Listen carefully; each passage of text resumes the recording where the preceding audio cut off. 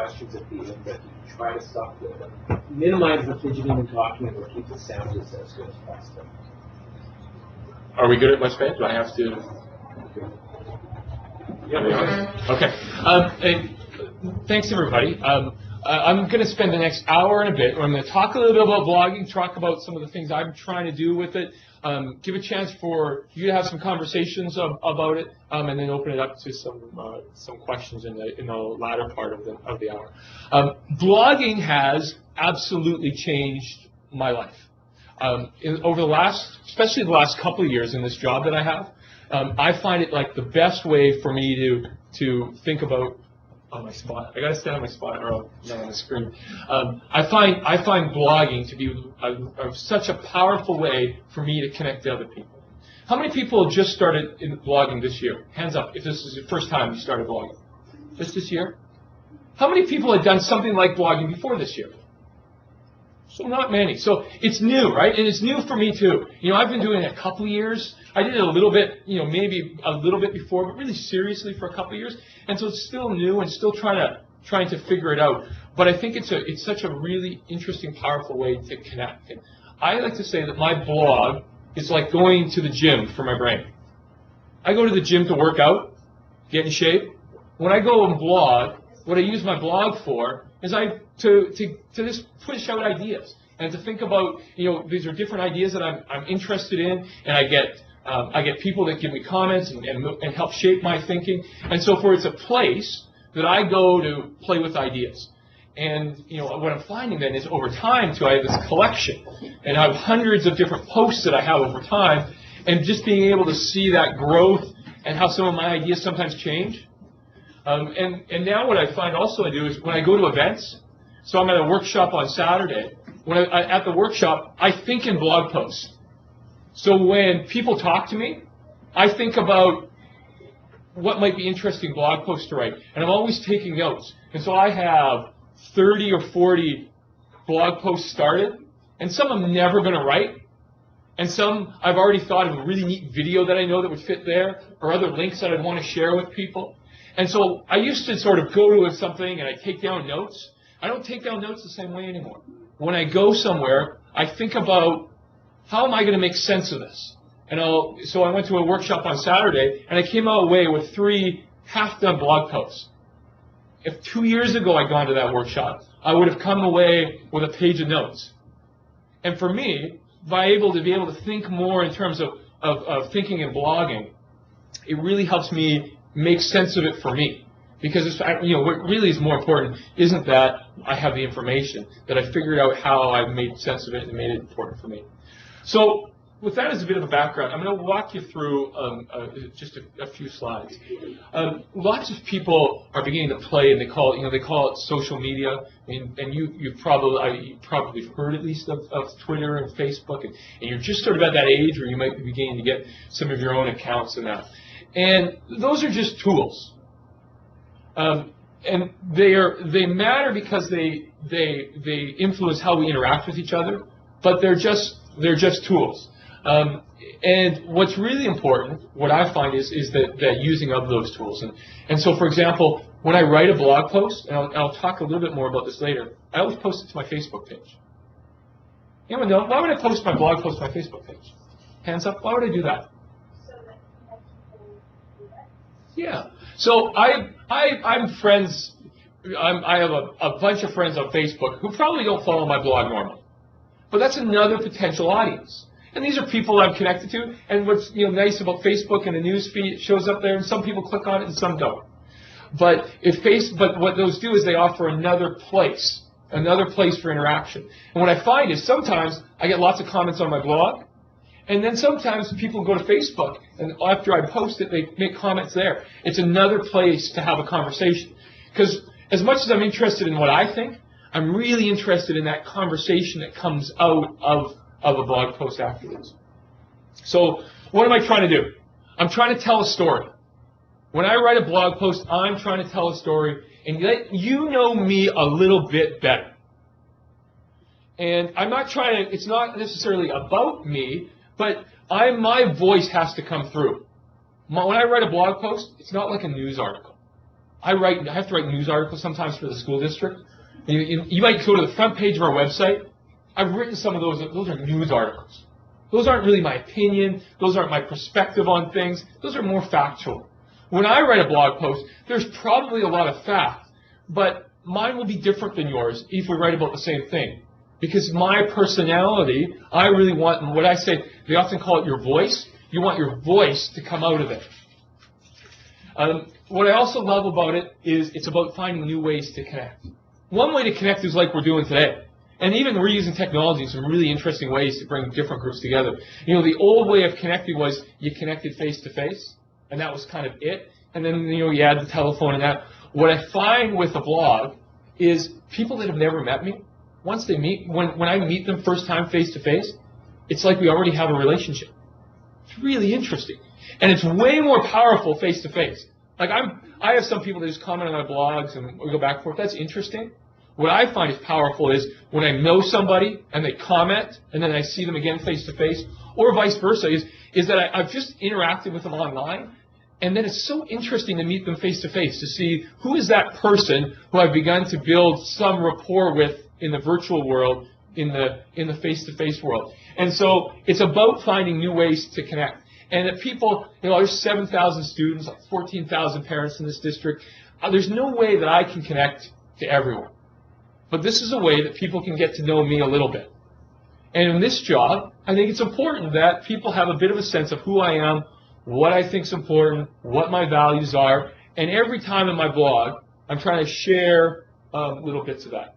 And then the other thing is that the world's becoming more digital. You all know that. Like you 2 years ago, you know, this class, we wouldn't have done this 2 years ago.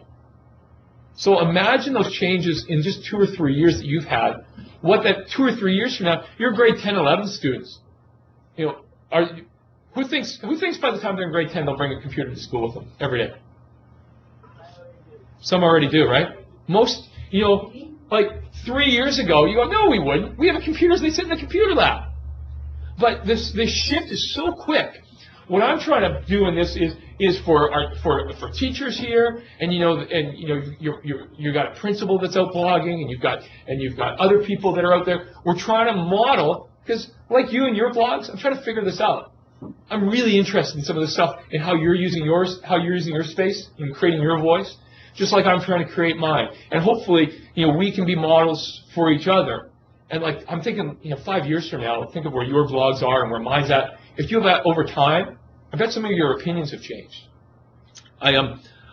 In about 10 years ago, I used to work for a newspaper. I wrote a column.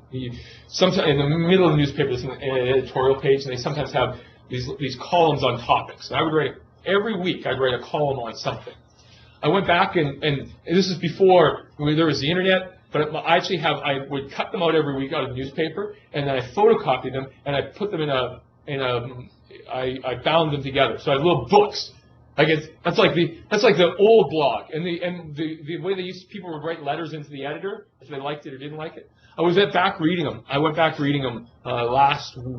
just 2 days ago, because there's something called the Fraser Institute that does these rankings of schools, and I wrote about that 10 years ago, and so I went back and read what I wrote. It was really interesting what I wrote then, to see what I still agree with, and some of my opinions have changed too. I have a little different view because I'm a little older, I've seen a little more, I have a little different perspective, and so I think what will be interesting as you go through the system, and as I grow in our blogs, is to see, well, what stayed the same? And when you're in grade 10, 11, look back in grade 6 and 7 and go, I can't believe I thought that. Or, well, boy, I've really held, you know, my values when I was young are the same values now. And so that's what will be exciting over time, and it's harder in the beginning stages, but I'm even finding, like I have, on the blog I use right now, I have about maybe 150 posts, I think. I already have a number, and I have some that I've already changed some of my opinions a little bit on, because, you know, we do that over time. So I use a blog.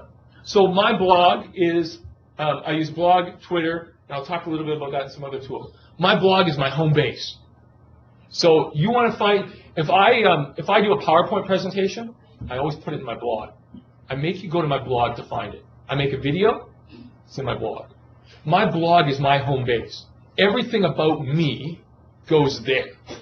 And so if there is stuff about me as in terms of what I think about teaching and learning and all of that, I don't make you go to 10 different places. I make everyone go to my blog. And so, when we talked about Facebook before, I post my blog to Facebook. I don't blog on Facebook as well. And what people do when they go to Facebook is they click on it, and it takes them back to my blog.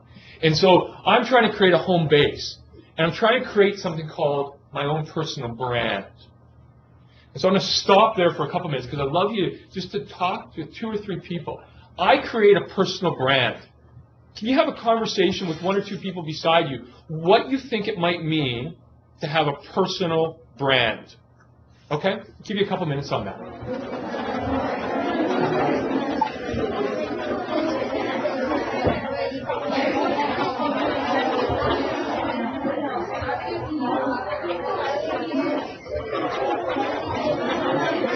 What?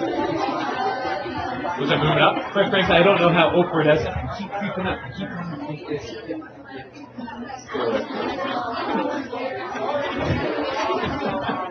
It's good. Do you want West Bay to give a question? I'm asking them to respond to this as well. Do you want to mute it? Okay.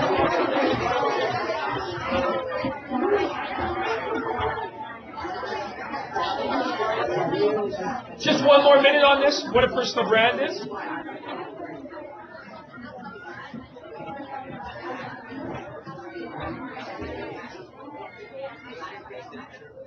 Look at me.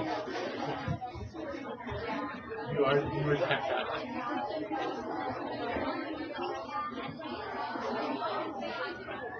You're that guy. You're cool. He's tagging saying CIO, I guess I'm. Okay, can we come back together as a group? Eyes back to the front here. Eyes back here for me. Thanks, everyone. So, West Bay, I know you're there too. I'm going to ask for 1 or 2 responses from you as well, just on what you think it means to have a personal brand. And we have a couple here in the room first, and then we'll come to you, West Bay. What does it mean, do you think? A personal brand is what people think of when they hear you. What? When they hear your name.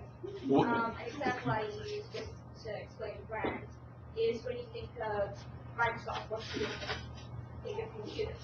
When you think of Apple, most people think of iPods, iPads. That's components of a brand. Nice. So I'll repeat that for folks at West Bay. So what a personal brand, what we're hearing here is that when people hear your name, it's what they think of when they hear that. What do they think of? And the examples are things like, Microsoft, and you think of computers because that's their brand. And you probably when someone says Microsoft, when someone says Apple, you might think of computers, but you have a little bit of a different thinking around those 2 items. Other people, what do they think of as the other answer? When I say your personal brand, what am I talking about? Who can add to that? Yeah. Maybe like expressing yourself more,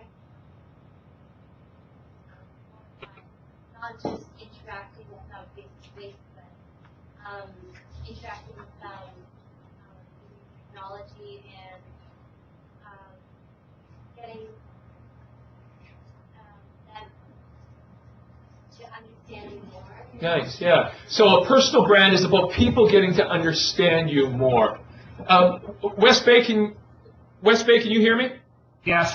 Yeah. So, West Bay, I'm going to ask a little bit of a variation on that question and see if there's anybody that can help me. Why might you want to build your personal brand? Anyone in there at West Bay can help with that one? We have a little thing about using personal brands. Yeah.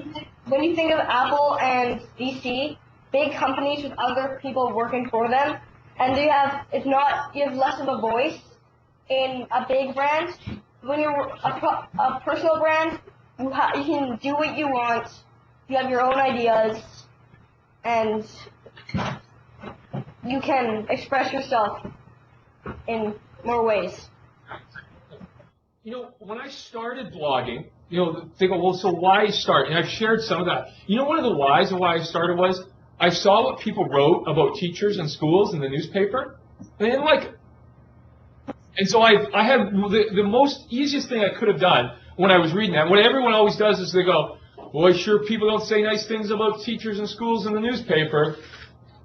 Or you do something about it. Why don't I say something different? And, you know, I might not be the Vancouver Sun, I might not be Global News, but I can create my own channel. That's what you can do now on the internet. That's what my blog is. And if you're interesting and you have some personality and you're thoughtful and you are smart to use some tools like Facebook and Twitter and other things, you can build an audience around that. And so, in many ways, I started this because I was reading in the Vancouver Sun every day, and I didn't like what I read about schools. And I thought there's another version of that, and I'm going to start telling that version. And you may or may not have seen. So I call it culture of yes. So that's about an attitude. The culture of yes is about, yeah, we can do this. And what I try to talk in the blog is about there are some absolutely amazing things going on. And you know, I've learned so much even about your school just by reading Mr. Wallace's blog. So I know about what happened around the spelling bee. I wasn't here. I know about what's happening around Pink Day and that project. Super powerful stuff. And I know that because, and I don't just know about the event, I have a feeling about it. I have a real sense, like I wasn't there, but I have a feeling what it was like. Like, I got that sense of that spelling bee. There was some drama and intensity. Like, I didn't just get a winner's name, but I read Mr. Wallace's blog, and I had that feeling when I read that blog. And that's what we're trying to create. And that whether you're there or not there, or you know, you create some emotion and some feelings around what you're writing. So, how many know of Twitter? Hands know Twitter. So almost everybody. So Twitter is a tool I use a lot, and I use it to amplify my message. Anyone here? When I say amplify my message, can someone help me with what do you think that means for us? Yeah. It's like a speaker. It basically wants to say out into the world. Yeah. It expands it. Repeat that. Yeah. So amplify. When you amplify something, we heard here, it's like a speaker. It pushes it out to the world, and that's absolutely because. So I blog for me. First of all, I blog for me. Selfish. I like to think about ideas. I like to have it's like a portfolio. It's a place I keep all my thinking. And I do it in a public place because then I get feedback. But I also want to engage people in it. And so I use Twitter to push out blog posts, to share Mr. Wallace's posts, to share Mr. Kern's, Ms. Tomlinson's, and all these people, their ideas, and begin to build this network of people around it. I'll tell you something. I have a quick story about Twitter. How I got my job. So I had when I had a job interview. An hour before the interview, they gave me the question. And so this is kind of like school, right? We want to know the answer to this question.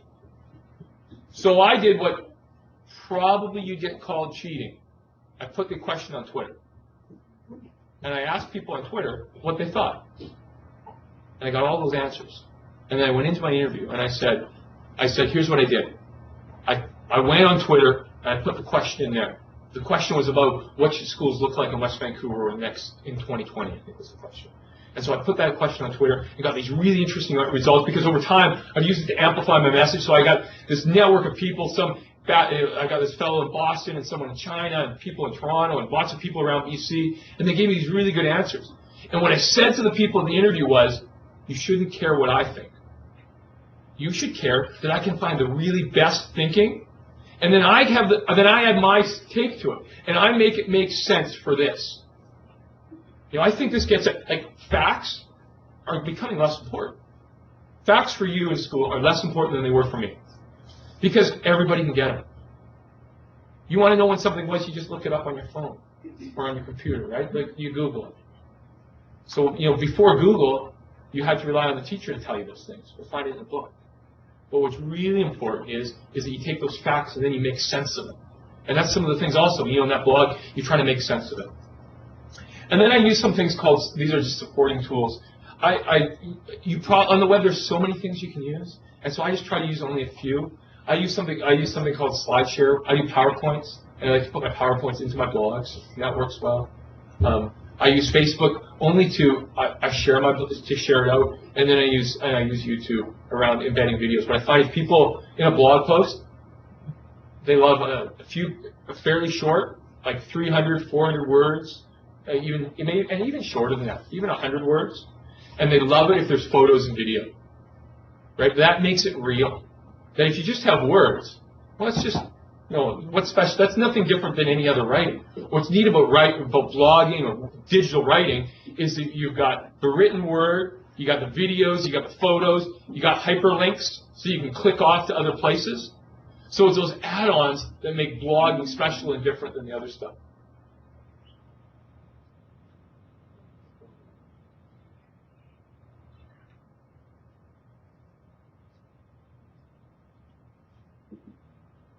And so, we talked about this. This was amplify, right? You amplify your message, right? Use it like a megaphone. So here's a conversation. Have again with people next to you, folks at West Bay. Have this conversation. What are some of the dangers of using your blog and using it like a megaphone? Why do you have to be careful about that? Have that conversation with somebody beside you. West Bay, have that conversation.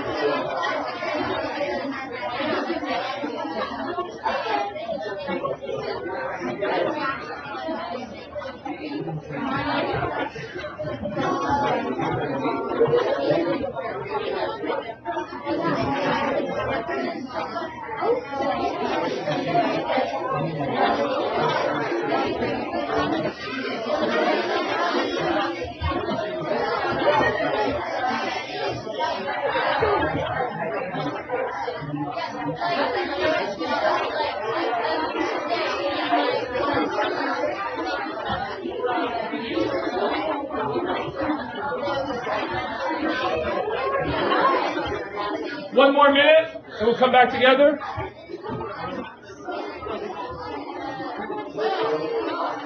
I'm going to start with the West Bay first thing.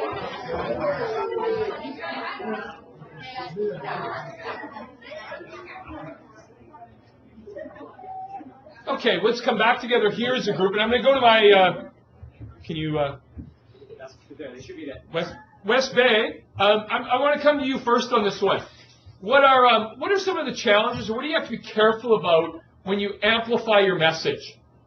During our bloggers workshop, we learned about how it's a great way to express yourselves, but sometimes when you can reveal too much, and it can be a danger in the social media. Right. I think that's a really valuable one. Is that when you amplify, you have to be careful about drawing a line. I'm going to talk a little bit more about that too, between what you should and what you shouldn't share. Really good point. Anyone else at West Bay with anything to add? One more. Another thing that's not good about amplifying your message is that you can get negative feedback, and people who just don't care about the actual blog, they just want to send negative feedback to you. They don't really care. Yeah.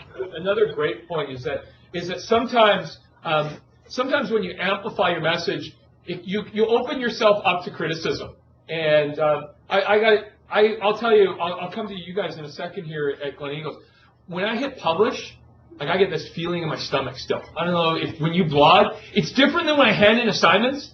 Like when I'm taking classes and I hand something in, it's just handing it in to the teacher. It's important, but it's like totally feels different when I blog. As soon as I hit publish, it's like it's out there, and like there's no grabbing it back. And you find a spelling mistake, and yeah, you can change it, but you feel like it's just out there, and it's like you're vulnerable sometimes. And I think I find it was harder at the beginning, But I'm all, you know, none of us like people saying not nice things about them. And when you put yourself out there in this space, there's that danger, and you have to think about, how am I going to handle it if somebody says something not nice? And so I'm pretty clear. I got rules. When people comment on my blog, if they don't give me their name, I'm not publishing it. And they're not, you can't comment anonymously on my blog. And you see on the internet, sometimes you're allowed to comment anonymously on things. If you're not going to put your name behind it, I'm not interested in what you have to say. If you believe in it, sign your name to it. And I'm okay if you disagree with me about a topic, but if you don't like me and you want to say that on my blog, I'm not going to publish it. This isn't a how popular am I competition and whether you like me or you don't like me. Agree or disagree with ideas. And I think that's a real challenge for all of us, like commenting on blogs, is that we want to make sure, as the person that writes it and the person that responds, is that we separate the idea from the person. And that we can go, I'm not sure I agree with what you think about blank. But it's not that, but you don't respond, I don't agree with you. Well, maybe you don't agree with one of the things I said. And it's really important because that's about, how we treat each other. And what's really, what I generally find is it's really supportive. I get like so many positive comments for every negative one, and it makes me feel good. Like people are interested and engaged with me, and I love it that people challenge me. You got to challenge me in an appropriate way. If you don't challenge me in an appropriate way, I'm not going to let you play because it's mine.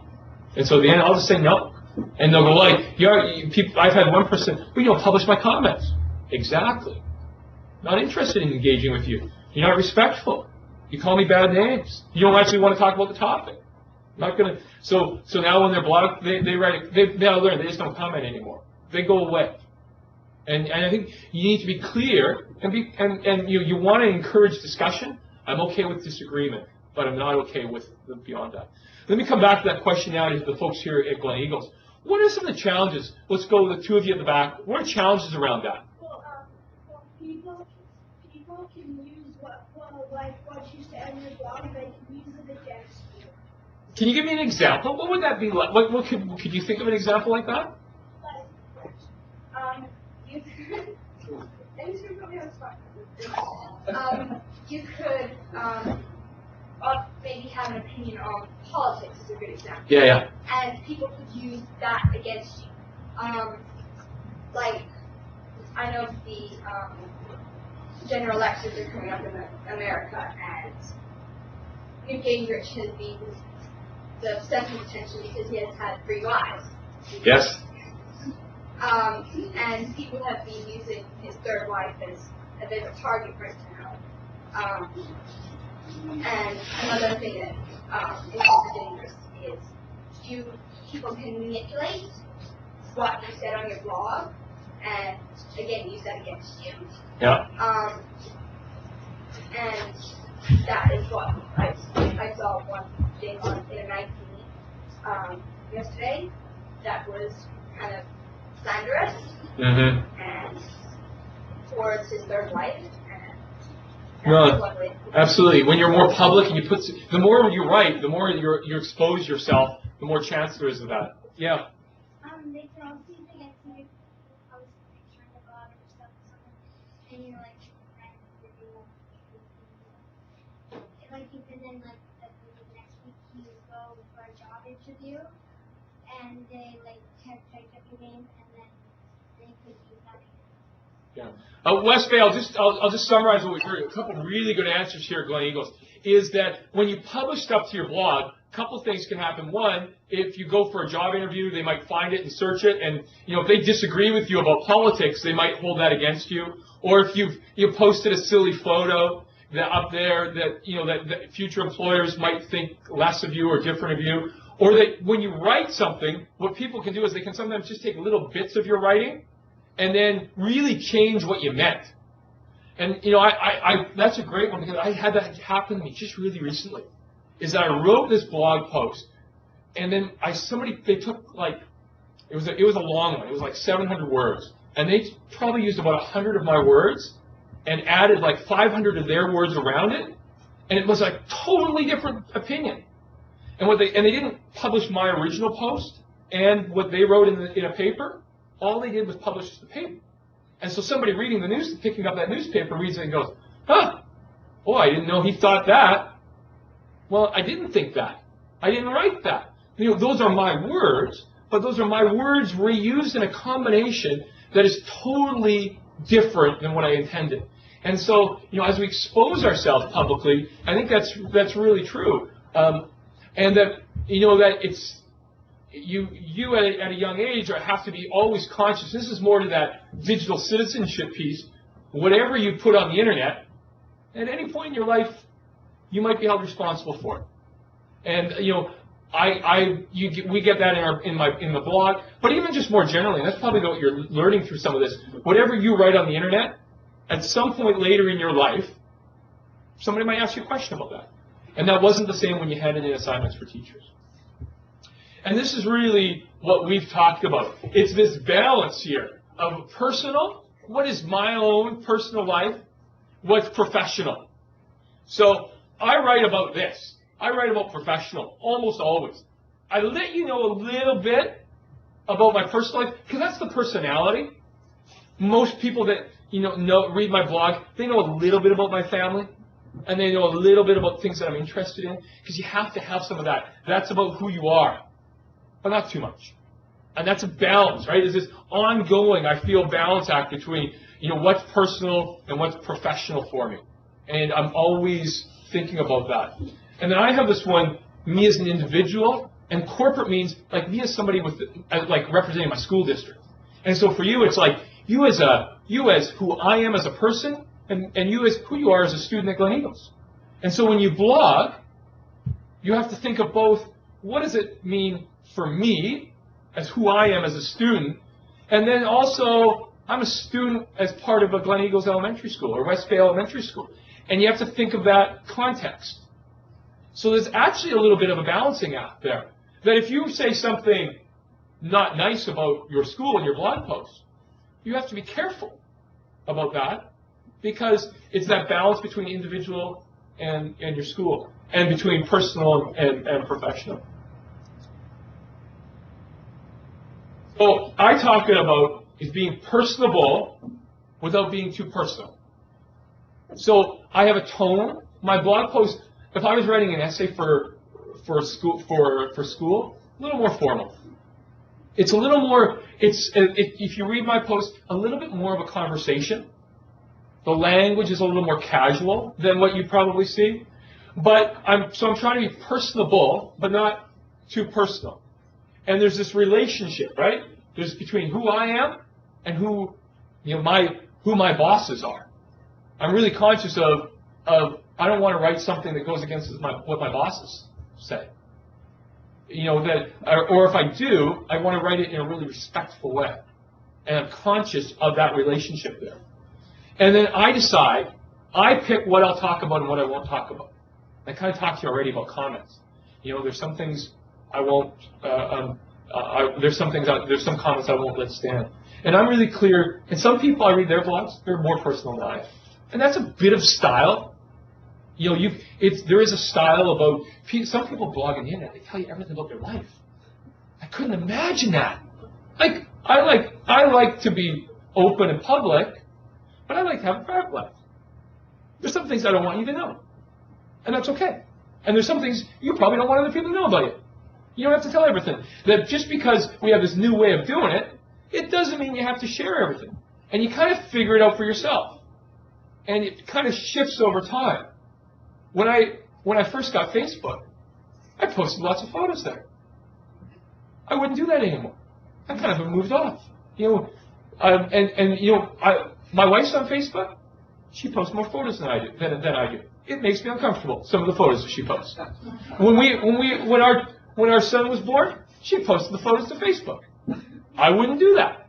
We had a conversation about, well, where are we drawing this line between what it is we will do in this public space and what it is we won't do. And so if you're blogging, and when you're thinking about you as digital people out there, and if you're not in the social media, probably in the next 2 or 3 years, somebody's going to encourage you to, well, why do you get this? Right now, the this is Facebook for most people.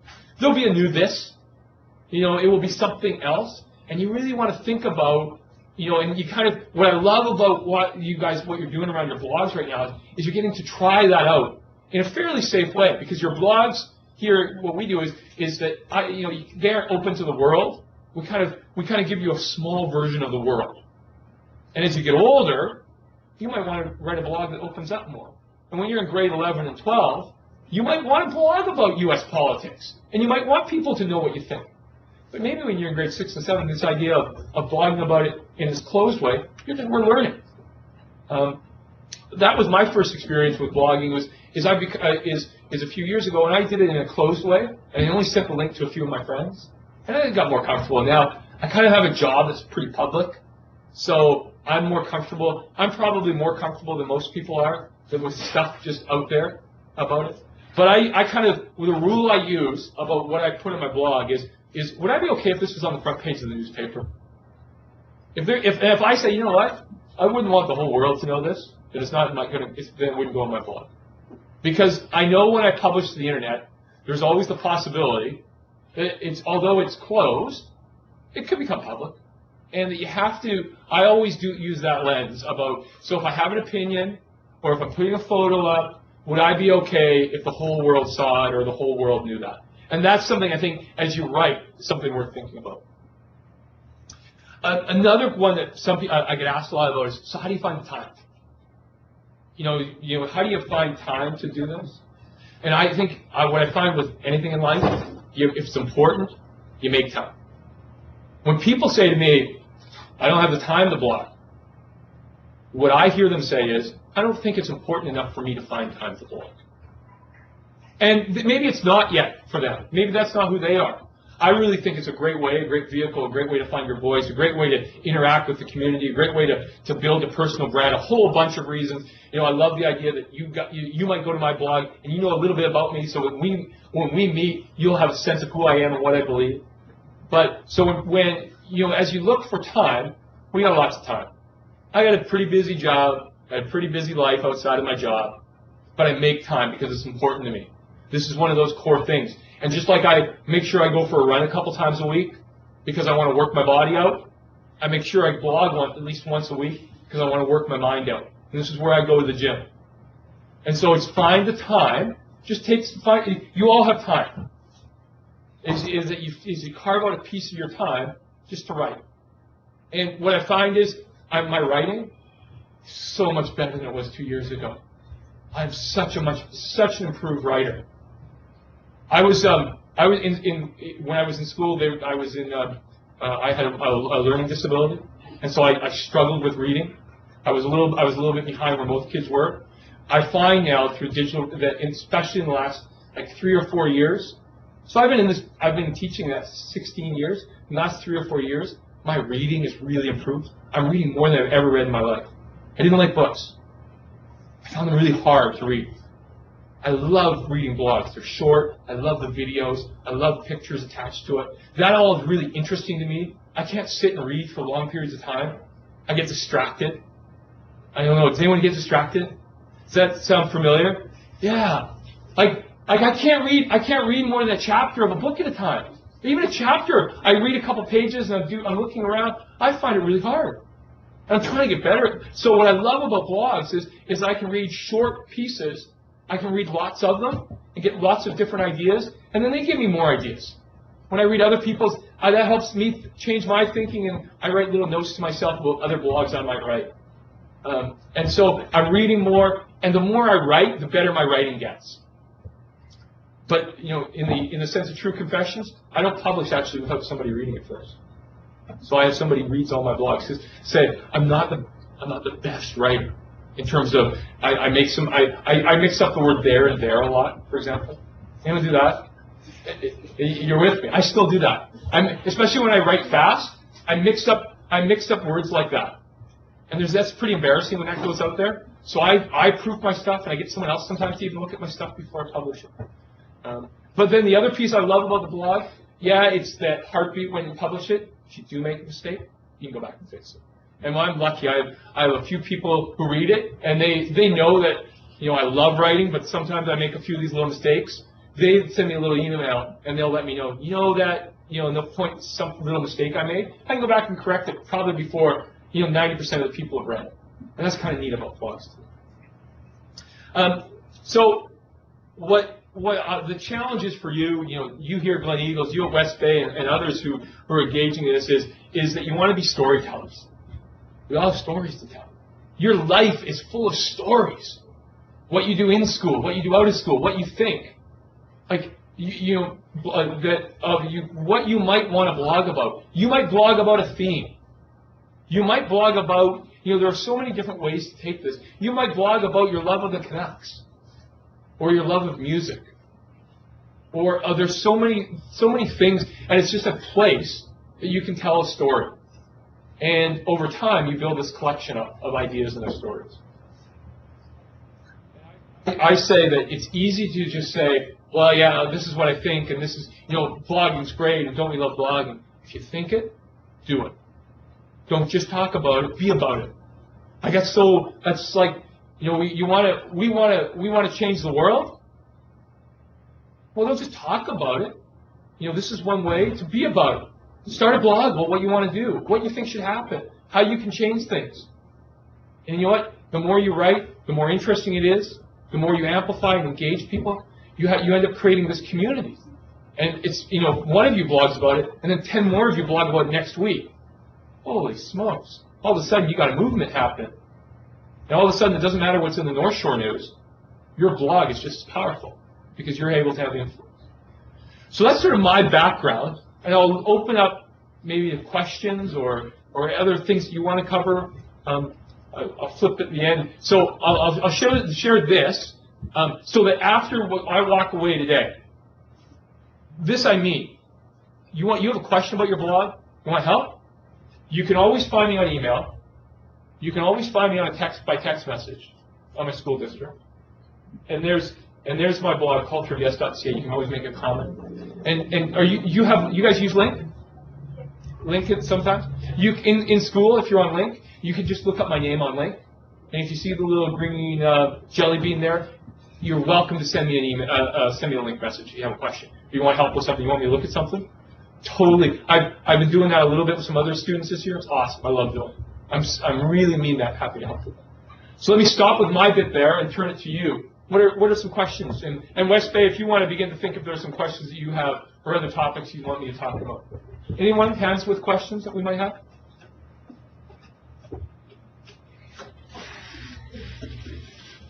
Yeah.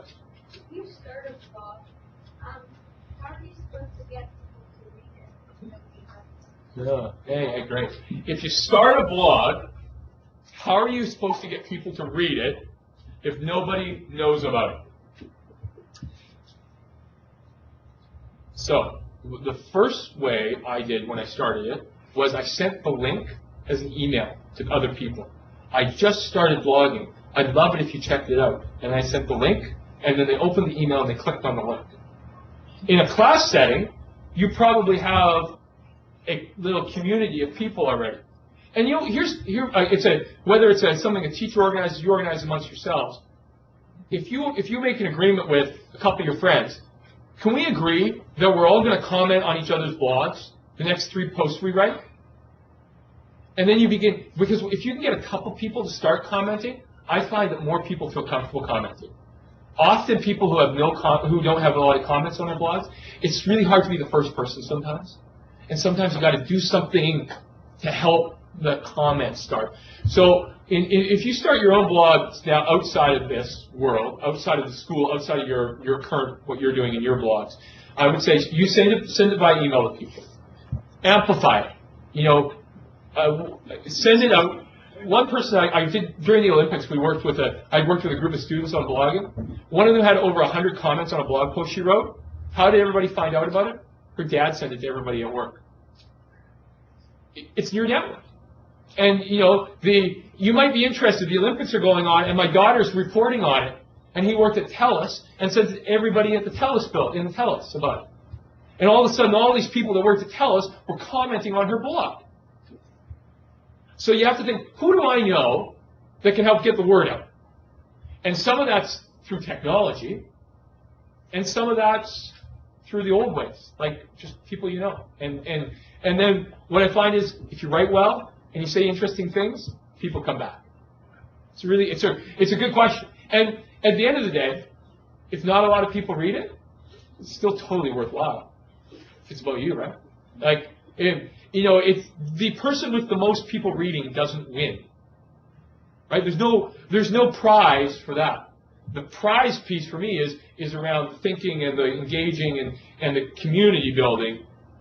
Sometimes it's better to have 5 people read it if they're the right 5 than have 500 people read it if they're the wrong 500.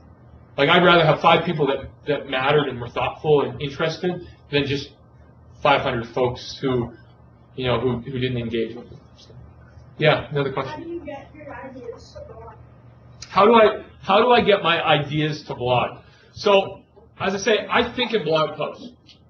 I'm going to blog about this. I'm already thinking about what the blog post will look like from my experience here this afternoon. And I'm going to tell the story about what you're trying to do. This is the first time I've done this thing with the web, what that's like.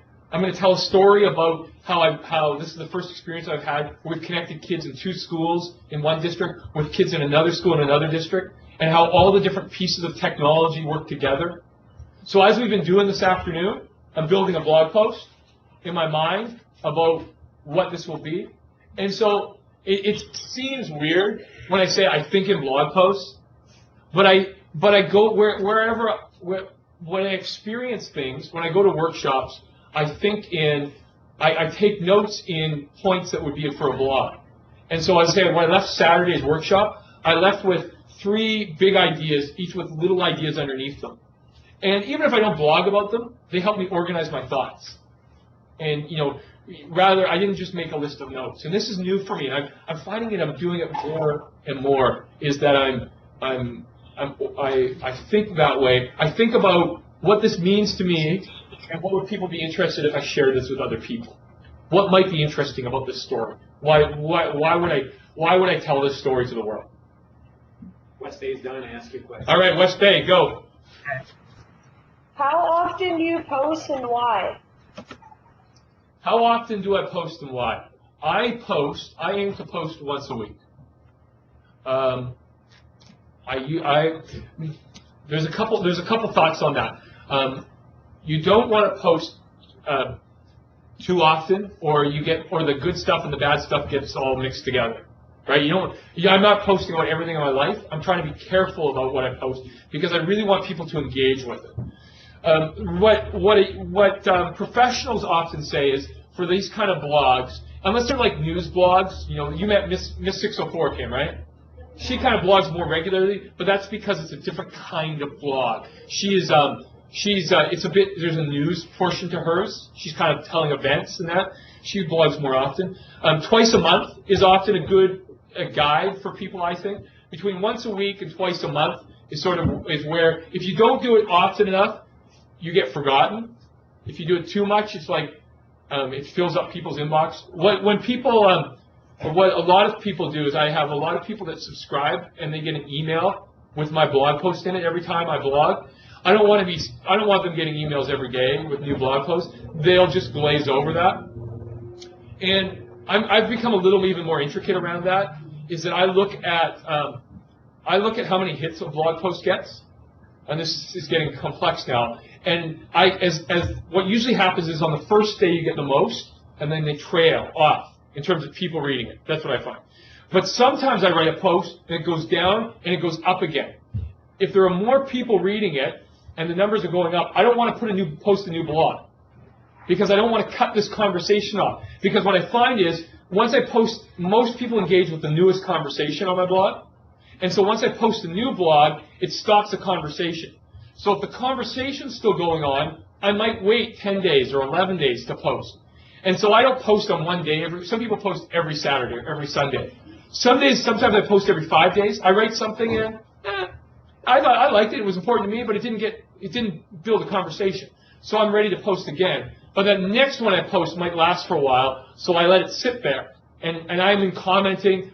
Really important here. It leads me to another really good point. Whenever somebody makes a comment on my blog, within 24 hours I comment back. Because I appreciate that. I appreciate somebody took the time. Somebody took the time not only to read what I was thinking, reflect on it, and have their own thoughts for me. And you know, if you read some of my comments, I almost always begin with thank you. Thanks for commenting. I appreciate that. And then I get into my comment back. And I mean that. People don't have to, you know, they took time out of their day not only to read what I said, but to write something thoughtful in response. So I say thank you for that. And then I say, here's what I think in response. And so I think it's really important. If you get a comment, comment back. And then sometimes you end up having this little conversation. That can be really cool too. West Bay, another question? How do you decide on the graphics, pictures, and links you embed when there seems to be so many to choose from? Because of how I share my blog, oh,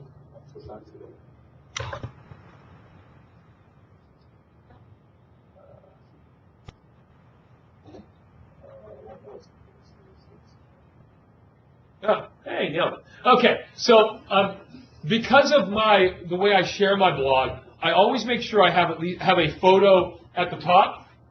I have a photo at the top so that when I put this out into social media, there's a little picture to go with my blog post. And so when I share this on Facebook or I share on something called Google Plus, when I share it, I want there to be a photo. So I always have a photo at the top. How I select my photos is I often, if I do something about a school, I always try to find a photo of that school. I'm also conscious of the fact of not stealing people's photos, and that I will look for ones that are something called Creative Commons, and that you're allowed to share freely. And so I got that off of Flickr often, and I look at the copyright around them, or I use my own photos, or we have a bank of photos someone in our office has, and I sometimes take from her bank of photos, because I'm not perfect at this, but I try to be respectful of someone's photo is like someone's essay, and by just copying and pasting that into mine without giving them credit for that isn't really appropriate. And so, and if I do that, if I take somebody else's photo, I try to make sure I give them credit. You'll see usually really small underneath the photo or at the bottom, I say thanks to so and so for their photo. Video. I often, as I'm creating a blog, there seems to be it will remind me of some video I've seen, and then I usually do this scramble of YouTube to find it and try to figure out what are the key words, because I can picture the video, but I have no idea what the video is called. And so I'm typing in these different word combinations into YouTube, hoping it pops up for me, so I have the video there. And then for which links, you know how you make links in hot links? You understand what I mean? If you click on it, it opens a new space. Yeah. The things I make hot, embedded links, I go, would this be does this add value? Like if I link this to this and they open it, does that add value? Like sometimes you can link every word in what you wrote, but I try to be careful, not do too many. I think you want some, but you just want to pick ones that are actually going to make it more interesting and valuable. Like if they clicked on that, oh, now I understand. I understand personal brand. Like if I wrote something that included the phrase personal brand, I might put a link to that, and I might link them to some place where somebody else way smarter than me wrote a whole essay on a personal brand. So if they wanted to know more about that, they could look there. One more from West Bay. West Bay, one more. When you started blogging, were you inspired by anyone or anything in particular? Are you still influenced by it? If so, by what or by whom? Wow. It's like a four-parter. So there's a couple education bloggers out there. One's name is Will Richardson, and the other's name was Chris Lehman. I like Chris Lehman because when I started blogging a little bit, I was a high school principal, and he was a high school principal in Philadelphia who was a social studies teacher and a basketball coach, and that's kind of who I was. And so I would follow his blog and read, and that was always interesting and inspiring. And so I read them, and I saw the community they were building, and so that was inspiring to me. I also, I talked a little bit about it earlier. I was inspired by the idea that I was tired of people telling a story that I thought we should be telling a different story. And so I wanted to tell a different story about schools. And so I was inspired by some of the negative views I saw about schools. You may or may not know this, but sometimes people write things in the paper that says, oh, schools aren't as good as they used to be. We need to make them more like they used to be. We need to go back. And I would say, no, we don't. We need to go forward. And you know what? Kids are okay today. People go, oh, kids aren't the way they used to be. So much more trouble. They're doing things they shouldn't be doing. You know, it's way worse than I was a kid. All these people are writing the paper with the expert-like opinions. I don't think that's true. I don't think we've ever had more inspiring group of young people in schools than we do today. Like, you guys are, you know, I've read some of the stuff you're doing around your blogs. It's exciting times. School is totally different than it did for your parents. That's really cool. And you're writing and you're thinking about really important issues. So I was inspired to tell a different story. I think did I miss the second half? Oh, am I still influenced, and by what and by whom? I'm influenced a little bit by the community that are so encouraging. Like that it's funny that a lot of people who don't comment, who I end up meeting, and oh, love reading your blog. That makes me feel good. That makes me want to blog. That makes me want to keep going and keep doing it. And then, you know, there's a pressure, a good pressure. If I stop blogging, people would notice. So, you know, that's a good pressure to have. I like to have a little bit of pressure in my job. Like, if we didn't have a little pressure in our life, you know, that you need a little bit of it. And I gotta produce every week. I gotta produce a blog post. And I usually know what I'm going to write, but I also have a little bit of anxiety around, oh, I got to write another post. And I think that's a good combination I have going on. Yeah? How many comments do I get on each blog post? Anywhere from 0 to about 50 is about probably the max I've had. I always try to figure out you know, why some others. Although some don't have a lot of comments, it's interesting. Some people just email me what they think. What I find is that people that know me often don't comment on my blog. They'll send me an email or they'll talk to me about it. A lot of the people who comment on my blog aren't those that know me. It's sometimes hard, I think, to comment like on your friend's blog because you're friends with them, and so it's like it feels like so they don't. That's a little harder for people to do, but. And then I comment back every time it's said. Yeah. One of the things that we've been working on in class is writing meaningful comments. So I'm just curious to hear when you write a blog and somebody comments on it, what for you is a meaningful comment? West Bay, they are asking what's a meaningful comment. A couple things I like. What they'll do is they'll take something I wrote and they'll expand on it. I liked when you said blank. I also think that, and I also think, and then they add to my thinking. And so they take something I thought and they add to it. Or they take a piece of it and go, when you said blank, I didn't understand, and so they clarify.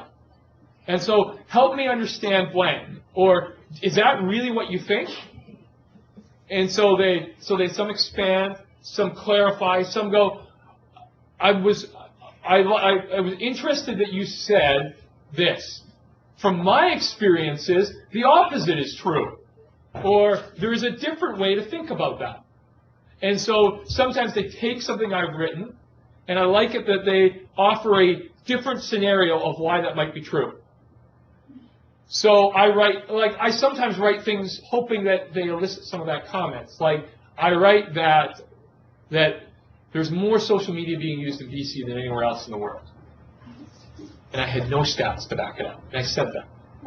And I presented my case. These are the 6 reasons why. And then somebody from Ontario wrote, and they explained why those 6 reasons were also true for them. If those are the 6 reasons that we should judge, you know, who is the most most active in social media, the same true could be said for Ontario. Because bang, bang, bang, bang, bang. And they made their case. And so there's a thoughtfulness about it. It's nice to get a, hey, I agree with you, but I like it when people, I know that they've really read it and they're interested in it when they add to my thinking, when they look for clarification on my thinking, or when they offer a different view on my thinking. Other questions? Anything we haven't covered? Talk to the person beside you about if you were told you had to blog right now, what would you go blog about right now?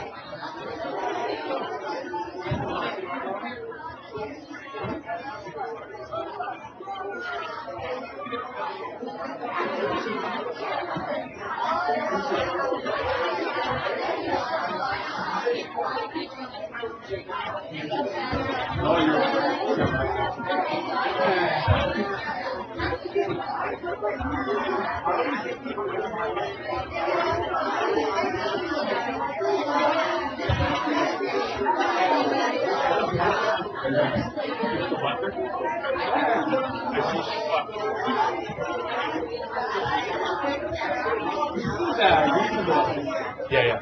All right, let's come back together because we're going to wrap in just a minute here too. So, with hands, let me get three. Let me get 3 or 4. If you were to walk away right now and what you've been doing this afternoon and all that, what are you going to blog about? What do you blog about?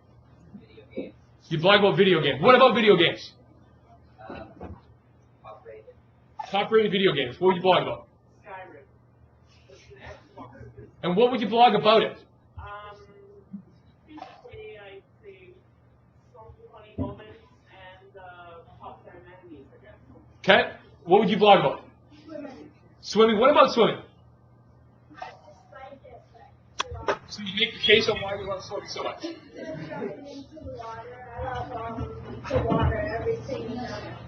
Cool. What would you blog about? I would blog about bacon. Bacon. Okay. Couple more? Yes. Yeah. Where you live? So community. Yeah. Yeah.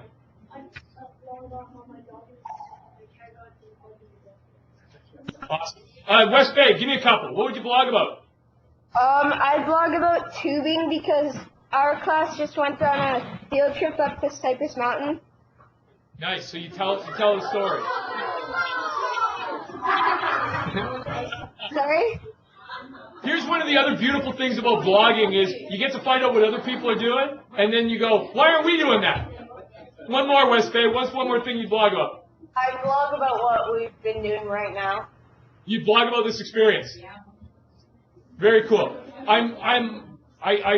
at 2:30 and we've got to wrap here. I want to thank you. I want to take me at my word. And as you continue on with your digital writing, with your blogging, with this whole experience, you're welcome to connect with me. And if when I write a post about this, I'm going to send the link to Mr. Parslow, and then expect you guys to comment on it too. Okay, thanks everybody.